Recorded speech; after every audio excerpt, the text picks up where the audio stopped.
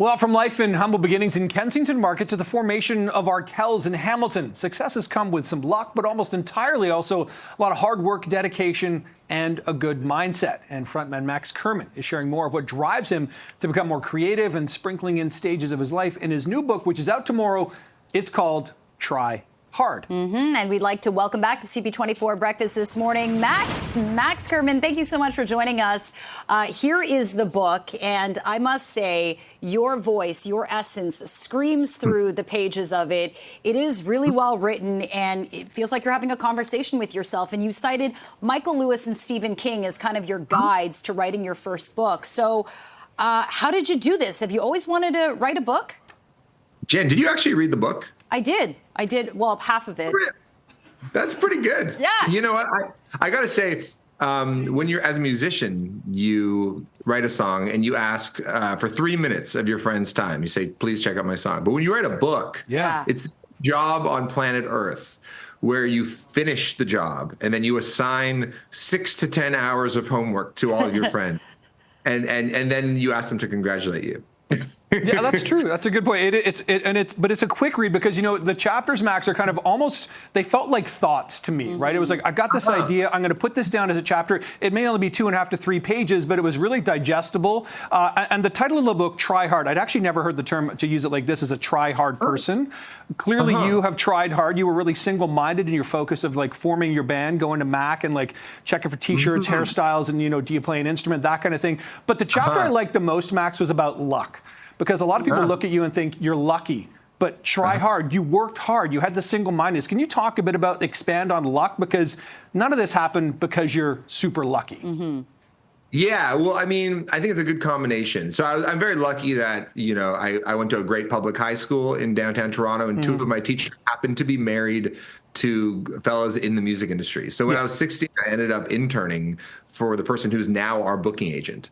So like, that's a very lucky thing. And then I went to McMaster and I happened to meet Mike and Nick on the first day of school at Welcome Week. So that was very lucky. But a lot of luck comes with keeping your eyes peeled, saying things out into the world, hoping somebody will hear it and offer to lend a hand and want to be involved as well. So, yeah, I think I think luck also comes a little easier if you're earnest and enthusiastic about your pursuit. What you do with it, too. Yeah, totally. Yeah. So we're having a good time. You know, we have this book event tomorrow night at my old high school, Harvard Collegiate, which is at Clinton and Harvard Street in downtown Toronto. I've invited Jen to the event. Jen, what time, what are you doing tomorrow night, Tuesday? Yeah, you know what? I used to take my son swimming there. They've got a nice pool there at Harvard. So I'm going to come down to the book signing or the book event, Max. I just have to get your contact. I was ready with my... Yeah, should we exchange phone numbers on air right now? Yeah, I don't know if that's quite a safety thing to do, but if you want to share yours. We'll do it at the same time. We'll do it at the same time. Okay, ready? Go. 1, 2, 3. 4, 1, 2, 6, 8, 9, 2, 5, 2, 4, 3, 7. 2, 3, 5, 9, 4, 9, 2, 4. You know what? It was a game of chicken. We almost. I couldn't believe how far that went. Yeah. I got 2, 8, 9. I think we got like 6 numbers in. We got the area code in the first 3.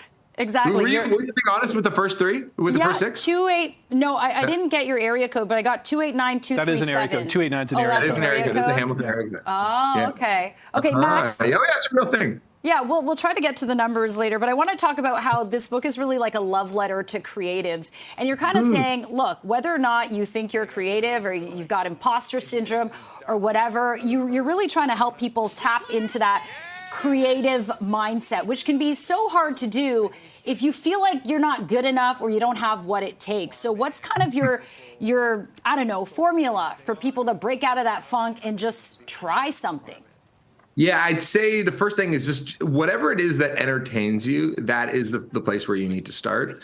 And even writing the book was an exercise in trying to entertain myself. I realized that the last week of August and the first 2 weeks of January, I was becoming very irritable. Every year, I'd get to those points in the year, and I was just angry. And I realized the reason why I was angry and irritable is that nobody in the music industry would get back to my emails because everybody was on vacation. And everyone's like, Max, we're on vacation right now. Please stop bothering us. which is fine, which is fair. So then it was a matter of figuring out, okay, how do I fix that problem? I was like, what is something I could do that doesn't rely on a whole apparatus of people? Oh, did you hear that? There's a delivery at the door. Never mind. Maybe we can grab it. Can we get the thing? Oh, it's not the thing? Okay. We have a prop coming for tomorrow night at Harvard Collegiate, and I thought that was the prop. It's not the prop. Sorry, I digress. So people have always appreciated when I talk about my day-to-day work, is like what it means to write a song, what it means to market the music, what it means to participate in social media. And I was like, what if I just start having conversations like those on the page? And I realized that I could do this thing by myself. I didn't need to call people. And that video you're showing is the coffee shop where I wrote a lot of books. Morning Parade coffee shop, Dundas, that's Trinity Bellwoods Park, right across the way. We got Michael Bublé to do the voiceover for that video because I thought that'd be kind of entertaining. And yeah, so anyway, to answer your question, start with whatever it is that entertains you. One of my best friends, he's just started doing wrestling. Like he's 40 years old and he started to learn how to do show wrestling. Wow. Where he's like moves and he has like an alter ego and his mind is consumed by it all day long. What a beautiful That's thing. amazing. Yeah. That's Right? pretty Isn't that cool. great? So it doesn't have to be writing poetry. It could literally be anything. Max, we're really wrestling against the clock right now, unfortunately. But listen, it's been great to talk to you. Good luck with the book. Good luck with the launch tomorrow. And please come up to Agent Court at some point. Miss you, I was Max. promised 30 minutes, and I will never come to Agent Court. Okay, fair enough. Max Kerman, try hard. Take care, Max. Get your copy. Thanks, Max.